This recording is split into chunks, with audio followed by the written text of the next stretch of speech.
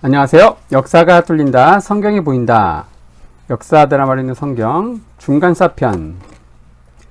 자, 저희가 중간사 역사의 핵심 인물 알렉산더를 다루기 전에 그리스 전체 역사를 총 8번 영상을 통해 살펴보고 있습니다. 자, 지난 시간에는 인류의 전쟁사에서 바다가 승패를 가른 최초의 전쟁이라 할 수 있는 살라미스 해전에 대해 살펴봤고요. 자, 오늘은 3차에 걸친 페르시아 전쟁을 승리하고 아테네의 전성기를 이끈 페리클레스 시대에 대해 자세히 알아보겠습니다. 3세번이란 말이 괜히 있는 게 아닙니다. 로마와 카르타고도 3세번 전투로 끝장을 받고 그리스와 페르시아도 마찬가지였습니다. 페르시아는 다리우스에서 크세르크세스까지 대를 이어서 그리스 타도가 국시였습니다. 특히 최종전인 3차전은 제국 전역에서 총동원령을 내려 영끌해서 화력을 쏟아부었죠. 도박으로 치면 올인을 한 건데 이기면 다 먹는 거지만 진다면 후폭풍이 상당하겠죠. 오리엔트에서 최대의 제국을 이룬 페르시아는 그리스와 3세번 전투에서 전패하면서 맛이 가기 시작합니다. 웬만한 나라는 이걸로 그냥 무너졌을 겁니다. 수나라가 문제와 양제에 걸쳐 2차례 고구려를 침공하다가 멸망한 것처럼 말이죠. 하지만 페르시아는 부자가 망해도 3대는 간다는 말처럼 질긴 목숨을 연명합니다. 하지만 역사가들은 이때를 기점으로 문명의 주도권이 동양에서 서양으로 넘어왔다고 말합니다. 한편 그리스 세계는 대국 페르시아를 3번 연속 격파하고 자신감이 충만해집니다. 그리스 문명에 대한 자신감, 시민이 주인이 된 민주주의에 대한 자신감이 폭발한 거죠. 흔히 페리클레스 시대로 불리는 그리스의 전성기, 엄밀히 말하면 이 아테네 전성기는 이때 찾아옵니다. 철학자 소크라테스, 유네스코 문화유산 1호인 파르테논 신전, 현대 뮤지컬의 단골 주제가 되는 그리스의 비극도 이 시기를 배경으로 탄생하는데, 자, 이 페리클레스 시대에 대해 자세히 한번 알아보겠습니다. 3차 페르시아 전쟁을 마치고 아테네는 민주 정치가 더욱 공고해집니다. 이 시기 주목할 것은 평민들의 참정권이 대폭 확대된 겁니다. 재산 정도에 따라 4개 계급으로 나눈 솔론의 금권 정치에서 가장 밑바닥인 4계급은 어엿한 아테네 시민이지만 정치에 참여할 기회가 없었습니다. 목구멍이 포도청이라 입에 풀칠하기도 바쁜데 정치에 참여한다는 게 이들에겐 한가하고 배부른 일이었기 때문입니다. 조선시대 평민들도 과거를 볼 수 있었지만 삼시세끼를 해결하면서 과거를 준비한다는 게 애초에 불가능했죠. 당시 과거 급제는 지금의 사법고시 패스를 훨씬 능가했으니까요. 과거가 삼시세끼가 해결된 양반들의 전유물일 수밖에 없는 이유가 있었던 겁니다. 3차 페르시아 전쟁은 테미스토클레스의 해안대로 바다에서 결정났고 그 전투가 세계 해전사에서 빛나는 살라미스 해전입니다. 이때 아테네 4계급 시민들은 전함에 노를 저으며 승리에 결정적인 공헌을 합니다. 해전에서 승부의 키는 지휘관의 작전 명령을 신속하게 수행할 수 있는 노자비에 달렸다 해도 과언이 아니죠. 육군 위주의 전투에서 이들은 경무장 보병으로 참가해 존재감이 미약했죠. 하지만 해군 위주 전투에서 이들은 고도의 기술로 노젓는 전사로 변신한 겁니다. 당연히 전쟁이 끝나고 이들의 참정권 확대가 아테네 정계의 핫 이슈로 논의됩니다. 이때 4계급 시민이 공직을 맡으면 날짜만큼 일당을 주는 법률이 통과됩니다. 이는 병역과 공직 참여는 무보수로 하는 게 원칙인 고대 사회에서 획기적인 법률이었습니다. 주로 하루살이 노동자들인 4계급 시민들은 무보수로 참여하는 공직이란 게 유명무실했죠. 당장 먹고 사는 게 급선무니까요. 이 법률안으로 고대 아테네 민주주의는 모든 시민의 정치 참여로 최고조에 이르지만 당시엔 포퓰리즘이란 비난도 많았습니다. 그 중심에 플라톤이 있었죠. 플라톤은 이 법률안을 아테네 시민을 거렁뱅이로 만드는 법률이라고 맹비난했습니다. 4계급까지 확대된 아테네 민주주의는 긍정적인 면도 많았지만 부정적인 면도 부각됩니다. 대표적인 예가 도편 추방제입니다. 도편, 즉 항아리 파편에 국가에 해를 끼칠 가능성이 있는 인물을 적는데 6,000명의 정족수에서 과반수가 나오면 그 사람은 묻지도 따지지도 않고 10년간 해외 추방시키는 제도입니다. 최초의 투표제도인 도편 추방제는 흑색 선전과 선동에 의해 민의가 왜곡되는 경우가 많았습니다. 그래서 주로 정적 제거 수단으로 악용되죠. 놀랍게도 살라미스 해전으로 아테네를 구한 영웅 테미스토클레스도 도편 추방의 희생양이 됩니다. 여기서 더 나아가 페르시아와 공모했다는 영모죄의 누명까지 쓰게 됩니다. 이렇게 아테네 민주주의는 마라톤 전쟁의 영웅 밀티아데스를 죄인으로 죽이더니 테미스토클레스마저 잃게 됩니다. 당시 아테네 민주주의는 튀는 천재나 독보적인 영웅을 절대 용납하지 않는 평균적인 바보를 양산하는 아주 이상한 체제로 부작용이 발휘된 겁니다. 해외 추방자에서 국제 지명 수배자 신세가 된 테미스토클레스가 갈 곳은 자신이 목숨 걸고 싸웠던 적국 페르시아밖에 없었습니다. 당시 페르시아는 크세르크세스가 죽고 차남 아닥사스다가 왕위에 있었습니다. 그는 부친과 조부와는 달리 현실주의자여서 타도 그리스의 맹목적 환상에서 벗어난 사람이었죠.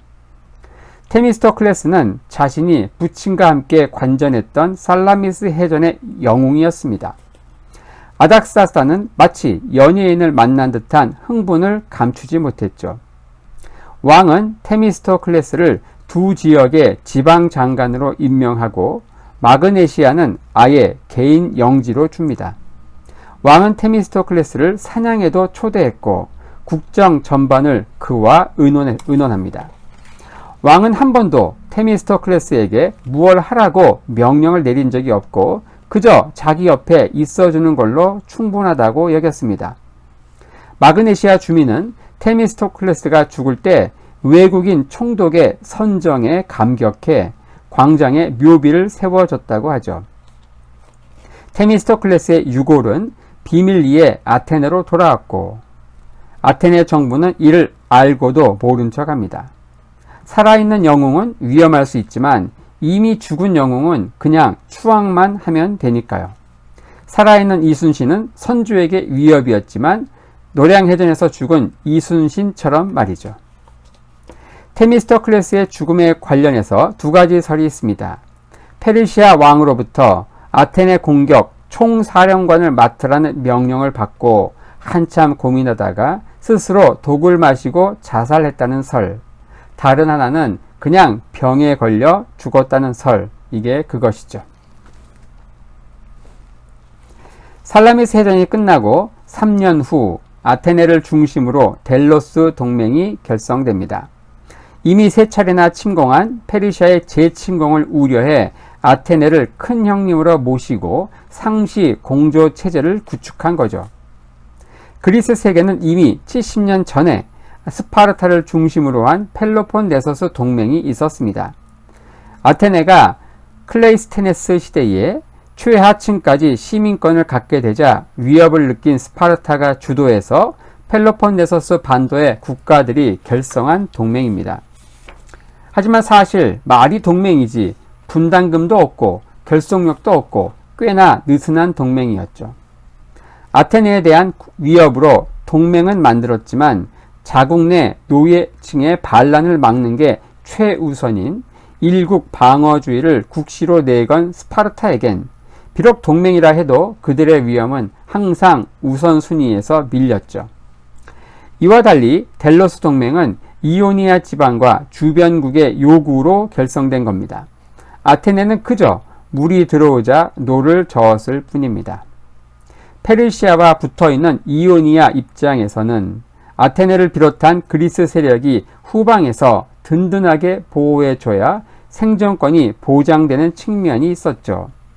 자, 이오니아 지역 한번 보겠습니다. 바로 이오니아 지역, 바로 페르시아 지역과 붙어 있고, 자, 이들에게는 바로 아테네를 비롯한 이 그리스 세력의 든든한 후방 지원이 필요했기 때문에, 자, 이들의 주도로 바로 아테네를 내세워서 델로스 동맹이 만들어진 것입니다. 자, 동맹의 목적은 페르시아로부터의 방위였고, 범위는 에게의 전체를 망라했습니다. 이 동맹에는 300개국 이상이 참여했고, 참가비는 국력에 따라 차등 분납했습니다. 이로써 에게해를 아우르는 거대 경제권이 탄생했고, 일대에는 아테네의 군함이 상시 출동하면서 해적도 사라집니다. 하지만 델로스 동맹은 점차 동맹국들이 부담한 방위비로 군사력을 키워 페르시아에 대비하는 현금 개 성격으로 바뀝니다. 이럴 경우 개주인 아테네의 도덕성이 중요한데, 아테네가 부처님이 아닌 이상 한두 해도 아니고 눈먼 돈을 바르게 사용하리라 기대하는 것 자체가 어불성설이죠. 시간이 지나면서 개주의 모럴 해저드가 나타나기 마련입니다. 나중엔 델로스 섬에 보관된 기금을 아테네로 이전하죠. 돈을 가지러 매번 델로스 섬까지 가는 게 귀찮았던지 아예 금고를 아테네로 옮겨온 겁니다. 대외적인 이유는 해적 약탈의 위험성 때문이라지만 해적도 신전만큼은 털지 않았기에 누가 봐도 핑곗거리에 불과했죠. 이 시기에 아테네에 세워진 파르테논 신전은 하나의 도시국가 예산으로 세우기에는 압도적인 건물입니다. 델로스 동맹의 기금을 전용해서 지은 거죠. 아테네의 전성기는 페리클레스가 이끌지만 사실 그는 갯돈인 델로스 동맹의 기금을 마구 퍼다 쓴 공금 횡령의 장본인이죠. 게다가 그는 대중을 위한 온갖 선심성 정책을 남발합니다. 투표하고 돌아가는 시민에게도 현금을 주고 재판이나 공연을 보고 돌아가는 시민에게도 현금을 살포했죠. 일단 사람들이 모이는 곳엔 돈을 뿌렸다고 보면 됩니다. 그야말로 흥청망청이었죠. 미국 연방준비제도위원회 회장인 번 버냉키가 경기 부양을 위해 헬리콥터로 돈을 뿌리는 것도 마다하지 않겠다고 했다죠. 이 헬리콥터 머니의 원조가 바로 페리클레스였던 겁니다. 물론 이 막대한 자금의 출처는 델로스 동맹의 기금이었죠. 한편 페르시아는 살라미스 해전 이후에도 소규모 전투에서 계속 연전연패하면서 그리스와 칼리아스 강화로 불리는 굴욕적인 평화조약을 맺습니다. 이 조약으로 페르시아의 현실적인 위협이 사라졌지만 델로스 동맹은 계속 유지됩니다. 다만 그 성격이 바뀌었죠. 페르시아 방어에서 아테네의 패권 유지로. 그러자 동맹국들의 불만이 쏟아져 나옵니다. 말이 동맹이지 어느덧 아테네와 자신들의 관계는 동맹 관계가 아니라 주종 관계로 전락했기 때문이죠. 동맹에서 이탈하려는 도시국가에는 아테네가 내정 간섭이나 군사 행동도 마다하지 않습니다. 이 시기 아테네는 확실히 제국주의 국가의 면모를 여실히 보여줍니다. 이 시기 아테네에는 페리클레스가 32년간 정계에 있으면서 아테네의 전성기를 이끕니다.